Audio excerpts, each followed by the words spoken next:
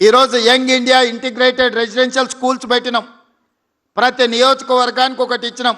25 ఎకరాలలో 200 కోట్ల రూపాయలతోటి 100 స్కూళ్ళు 20,000 కోట్ల రూపాయలతో ఇవాళ young India integrated residential schools world's best model కింద ఈరోజు మనం కట్టాలనుకున్నాం. శాంక్షన్స్ ఇచ్చినాం, పనులు జరుగుతున్నాయి. నాణ్యమైన వసతులతో పాటు నాణ్యమైన విద్యను అందించడానికి ఈరోజు తీసుకొచ్చినాం. అదేవిధంగా యంగ్ ఇండియా స్కిల్స్ యూనివర్సిటీ పెట్టుకున్నాం. దేశంలో ఎక్కడా లేదు స్కిల్స్ యూనివర్సిటీ. డిప్లొమా కోర్సులు, సర్టిఫికెట్ కోర్సులు ఉన్నాయి. కానీ భవిష్యత్తు చదువుకోవాలంటే డిగ్రీ సర్టిఫికెట్ ఉంటే వాళ్ళు పీజీలు చదువుకోవచ్చు. అందుకే ఈరోజు తెలంగాణ రాష్ట్రంలో పబ్లిక్ ప్రైవేట్ పార్ట్నర్షిప్లో అతి తక్కువ ఖర్చులతో ఈరోజు పేదలకు అందరికీ స్కిల్స్ ఇంప్రూవ్ చేయాలని యంగ్ ఇండియా స్కిల్స్ యూనివర్సిటీని ఈరోజు మనం ప్రారంభించుకున్నాం.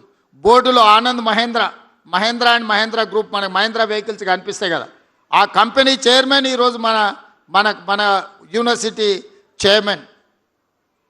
సో ఆ విధంగా రెడ్డి ల్యాబ్స్ వాళ్ళు, అపోలో హాస్పిటల్ వాళ్ళు, పెద్ద పెద్ద కార్పొరేట్ కంపెనీలు నడిపే వాళ్ళను ఆ యూనివర్సిటీ బోర్డులో డైరెక్టర్స్గా పెట్టినాం. సిలబస్ వాళ్ళే డిసైడ్ చేస్తారు, పిల్లల్ని వాళ్ళే సెలెక్ట్ చేసుకుంటారు, వాళ్ళకి చదువు చెప్తారు, వాళ్ళనే వాళ్ళ కంపెనీలలో ఉద్యోగాలలో తీసుకుంటారు. అన్ని రకాలుగా వాళ్ళు బాధ్యత తీసుకునే అవకాశం ఇచ్చినాం. అదేవిధంగా ఐటీఐలు 1956లో మొట్టమొదటి ఐటీఐలు ప్రారంభించారు. అప్పుడు ప్రారంభించిన సిలబస్ ఇంకా 2025 కూడా మనం అదే సిలబస్ చెప్తున్నాం. Diesel mechanic, fitter, plumber, electrician అని. డీజిల్ మెకానిక్ అని అందులో చేరి అంబాసిడర్ కారు నేర్చుకుంటున్నాడు. బయటకు వస్తే అంబాసిడర్ కారు లేదు రిపేర్ చేయడానికి, బెంజ్ కారు BMW వచ్చింది. అంబాసిడర్ కారు రిపేర్ చేయాలంటే ఫామ్ హౌస్కి వస్తే తప్ప ఇంకేడా అంబాసిడర్ కారు దొరుకుతలేదు. ఏం చేసుకోవాలి ఆ చదివి మీరు చెప్పుండ్రి. ప్లంబర్, ఎలక్ట్రీషియన్ వాళ్ళు నేర్చుకుంటున్న చదివేంది, వాళ్ళు బయటకు వస్తే ఉన్న అవకాశాలు ఏంది. అందుకే ఈరోజు 65 ఐటీఐలు ఉన్నాయి తెలంగాణ రాష్ట్రంలో. వాటిని చూసిన తర్వాత నేను టాటా కంపెనీతో మాట్లాడినా, టాటా చైర్మన్తో మాట్లాడి ఒక అవగాహనకు వచ్చిన. ఈ ఐటీఐలు కాలగర్భంలో కలిసిపోతున్నాయి. 40-50 ఏళ్ళ కింద మాకు అవసరమైన సాంకేతిక నైపుణ్యాన్ని నేర్పించడానికి సిలబస్ ఇన్స్ట్రక్టర్స్ను సెలెక్ట్ చేసుకున్నారు.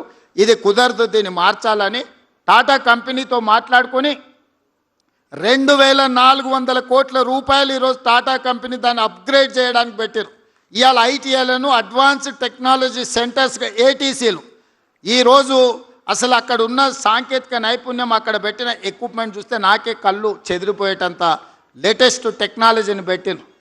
ట్రైనర్స్ ట్రైనింగ్ పెట్టినరు, ఇన్స్ట్రక్టర్స్ని వాళ్ళే ట్రైనింగ్ ఇస్తారు. 10 సంవత్సరాలు టాటా కంపెనీనే ఈ 100 ఏటీసీలను ప్రతి కాన్స్టిట్యున్సీకి ఒక ఏటీసీ పెట్టండి, ప్రతి సంవత్సరం ఒక 2,000 మంది విద్యార్థులను తీసుకొని వాళ్ళకి ట్రైనింగ్ ఇవ్వండి.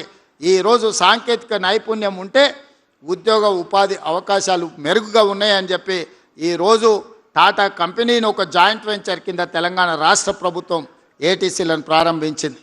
ఒలింపిక్ గేమ్స్ మీరు అందరు చూసారు. 140 కోట్ల జనాభా ఉంది, ఒక గోల్డ్ మెడల్ రాలే. మా పిల్లలు బాగా వినాలి, మా స్కూల్ స్టూడెంట్స్.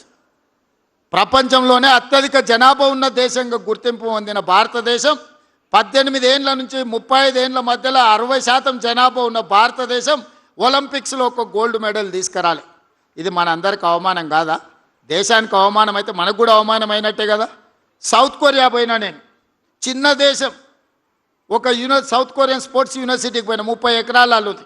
మన ఉస్మానియా యూనివర్సిటీ 1,600 ఎకరాలు ఉంది అనుకుంటా. మరి ప్రొఫెసర్ కాసిం గారు చెప్పాలి, 1,600 ఎకరాలు ఉంది.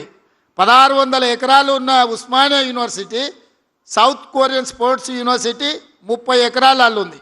ఆ దేశానికి 32 గోల్డ్ మెడల్స్ వస్తే 16 మెడల్స్ ఆ ఒక్క యూనివర్సిటీ తీసుకొచ్చింది. ఒక అమ్మాయి నాకు తీసుకొచ్చి పరిచయం చేసి, ఏదో అమ్మాయి నాకు బొకే ఇస్తుందేమో అనుకున్నా. బొకే ఇచ్చిన తర్వాత ఆ అమ్మాయికి నేను శాలువ కప్పాల్సి వచ్చింది. ఆ అమ్మాయి ఆర్చరీలో ఒలింపిక్స్లో 3 గోల్డ్ మెడల్స్ సాధించింది. ఒక అమ్మాయి south Korean sports university student నాకు బొకే ఇవ్వడానికి వచ్చింది అనుకున్న, తీరా చూస్తే నేనే శాలువ తీసి ఆ అమ్మాయికి కప్పాల్సిన అవసరం వచ్చింది. ఎందుకంటే 3 గోల్డ్ మెడల్స్ తీసుకొచ్చింది ఆర్చరీలో. మరి ఆ చిన్న దేశం 32 మెడల్స్, 30 ఎకరాలలో ఉన్న యూనివర్సిటీ 16 మెడల్స్ తెస్తే, మరి మొత్తం భారతదేశం ఒక్క మెడల్ కూడా లేకపోతే ఇది మనకు అవమానం కాదా? అందుకే ఆలోచన చేసి దేశ ప్రతిష్ట పెరగాలి అంటే తెలంగాణలో స్పోర్ట్స్ యూనివర్సిటీ ఉండాలి, స్పోర్ట్స్ అకాడమీ ఉండాలి అని young India sports university and young India sports అకాడమీని పెట్టి దేశంలోనే ఒక గొప్ప యూనివర్సిటీగా తీర్చిదిద్దడానికి ఇవాళ నిర్ణయం తీసుకున్నాము.